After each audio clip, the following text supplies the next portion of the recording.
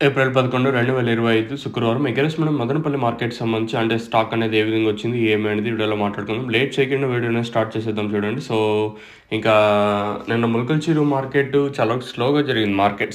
స్లోగా అంటే రూ. 230 వరకు మార్కెట్ అయితే జరిగింది. కేవలం ఒక్క లాట్ మాత్రం సూపర్ టాప్ 2.30. సో, ధర అయితే తగ్గింది నిన్న ములకల్చిరు మార్కెట్. అంటే మొన్నంత స్పీడ్‌గా ఏం లేదు. సో, ఇంకా నిన్న మదనపల్లి కూడా 2.70, 2.80 సూపర్ టాప్. నిన్నంత క్వాలిటీ లేదు. నేను మీకు ఆల్రెడీ ఒక మెయిన్ ఛానల్‌లో షార్ట్ వీడియో కూడా ఒకటి అప్‌లోడ్ చేసింటి. మీరు చూసినారో లేదో నాకు ఐడియా లేదు గానీ, అంటే నిన్న 8:50 దగ్గర మదనపల్లి మార్కెట్‌లో ఉంటి. సో, జస్ట్ ఈ పక్కకి కేజీఎన్ మండి లైన్ మాత్రం తీసింటి. రిమైనింగ్ ఆ పక్క అయితే తీయలేదు. సో, ఓవరాల్‌గా మనం ముందుగా జీపీఆర్ అలాగే పీవీఎస్ మండి లైన్‌లో చూసుకుంటే దిగుమతి అయితే పెరిగింది.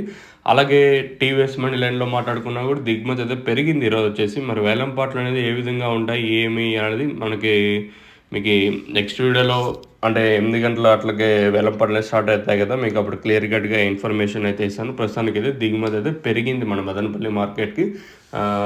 ఏదైతే భాగ్యలక్ష్మి మండిని ఇంకా స్టార్ట్ అయ్యి డీఎస్ఎం అంటే దండి సిద్ధమ్మ మండి వరకు తీసుకుంటే దిగుమతి అయితే పెరిగింది. మరి వేలంపాట్లు అనేది ఏ విధంగా ఉంటాయి, ఏమి అనేది చూద్దాం.